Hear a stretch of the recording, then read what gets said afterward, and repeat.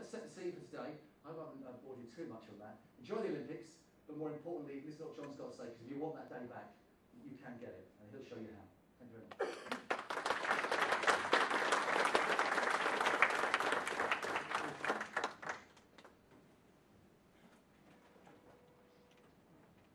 Okay, good afternoon everybody. My name is John Castell and I head up the Professional Services Department within Easy Copiers. So it's mine and my guys' job to come out and really look at the way you are managing your information and make you as effective and efficient as possible. Before I go into my presentation, I want to give you a brief overview as to Easy Copiers. There's a number of customers here already today, and there's some people here who don't do Easy Copiers yet. But we are the UK's largest independent reseller of office technology, which is quite a bold statement, but what does that really mean to you as a customer? That means that we can come on board and look at your requirements in terms of your multifunctional devices, and we offer MFDs from the largest manufacturers in the world, such as Ricoh, all the way through to document management and document workflow solutions. And really we're going to be talking about and demonstrating to you today. So we can build a complete end-to-end solution to save you guys some significant amounts of money. Now I've got a couple of case studies I'm going to be talking about over the next 55 minutes to an hour. One of them saved one customer over £500,000 over a 5-year period by changing the way they manage their business and manage their processes. Another one saved a customer £53,000 by changing the way they send information out of the business. So not only are we talking about the document lifecycle and the document workflow, but also about how companies are getting paperwork out of their business to their suppliers. So how does it work? When we start to talk to customers about a document strategy, document lifecycle, it can often be very daunting because there are very few people out there that actually have a strategy in place for their prints, let alone how they're managing their information. So what we've done is we've broken it down into 4 really bite-sized chunks. But which I'm going to go on to in a little while. But the areas that we're going to be discussing today really is how you can improve your key business processes. Now I'm going to be talking today a lot about the accounts payable process, because every company here has got an accounts department within their business. So we're going to be talking about how we've helped companies turn their paper documents into an electronic format and move it around the business to be approved. We're going to be talking about how we can make people become more efficient. Chaz spoke about the number of days that are lost per week by people really not managing their paperwork in the most efficient manner. We're going to talk about how you can regain that time back and again make your staff more efficient. We're going to talk about compliancy as well. Now, when we go and speak to people regarding document management, a lot of them say, we're already doing it. We're already taking our invoices or our delivery notes, having them scanned in, and storing them on the server. Surely that means we've got a document management system. It's the first step towards a document management system. What it's allowing them to do is turn a paper-based document into an electronic version, but HMRC will not allow you to store your financial documentation on a server unless it's being backed up and is non-editable and has a full audit trail behind it. So if any of you guys are scanning invoices and just storing them on your server and destroying the original paperwork, you certainly need to have a conversation with us later on, and we can tell you how we can make you compliant in that fashion. Also on compliance, I don't know if there are any companies here who are owned by US parent companies. I don't know if you're familiar with Sarbanes-Oxley. Sarbanes-Oxley is a regulation that came on board after the downfall of Enron out in the States, where they decided, the US government decided that they couldn't allow a company to go bust again because of their financial irregularities.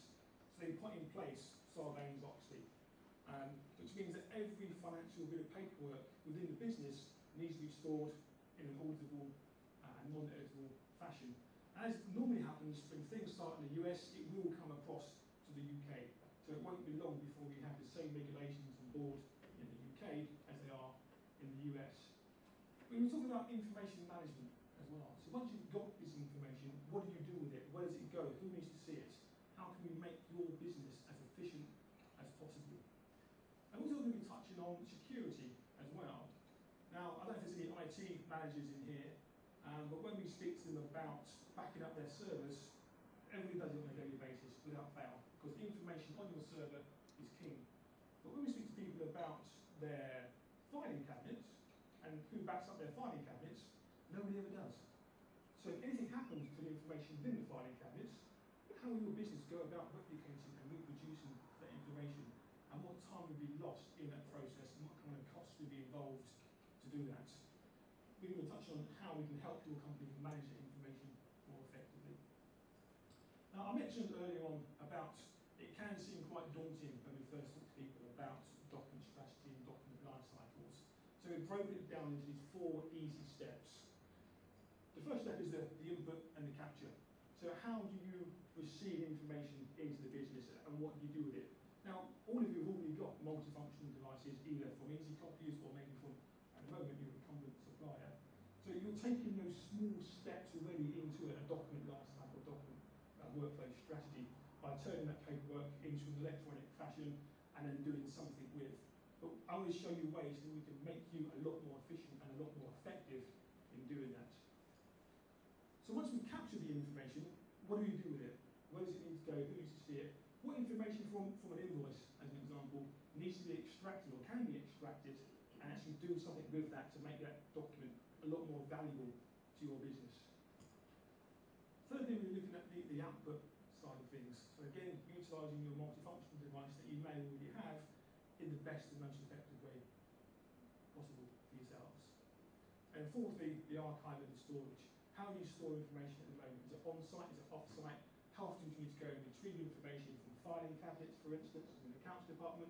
If you need to retrieve an invoice from a filing cabinet, what tends to happen is the customer calls up with a query, you go to the filing cabinet, hopefully it's stored in the right place, you bring it out, you copy it, you then put it back once you've answered that query. So there's lots of places, lots of stages that you go through to retrieve the information to copy, and lots of expense incurred. And one of the demonstrations I'm going to be talking about, one of the case studies I'm going to be talking about later, is we help the customer reduce their costs for invoice approval and the accounts payable process in half by utilising document workflow and document management solutions. Now, hopefully, one of the hooks that got you all here today, apart from the champagne and the listening to Professor Boosie later on today, is we spoke about the cost of managing that document lifecycle and document workflow. Now, IDC carried out an audit and some research a couple of years back, and purely to print, so for all you guys have already got printers and multifunctional devices, that's costing your business up to 3% of your annual revenue to manage that process. That's not your profit, that's your revenue to manage the process. When you take into account the whole document life cycle, it's as much as 15% of your company revenue is spent managing the way you store, retrieve, move documentation around the business and distribute information. Now, when you bear in mind for every £1 million your company turns over, you can be spending up to £150,000 on that process. I'm sure you agree that is an extortionate amount of money, which you could really better utilise elsewhere within the business if that was put back on your bottom line. And we're going to show you how you can reduce that figure as low as possible. So how do we do it? We mentioned about the 4 phases. So I'm going to talk to you now really about the accounts payable process. Now, I don't know if there's any people here who work in the accounts department, but from an outsider, when an invoice comes in, it seems to be a fairly simple process. An invoice comes in, it gets input into your accounts package, Sage, so you transfer information from the invoice into Sage, it gets paid, and the file gets stored somewhere. But when you sit down and actually break down that process, what we find is really there's 4 phases of this, where we look at invoice entry, invoice matching, any query management, and then the payment. So I'm just going to break down these 4 steps. So if you imagine an invoice comes in, the first thing that someone does is they sit there and they input the information into Sage.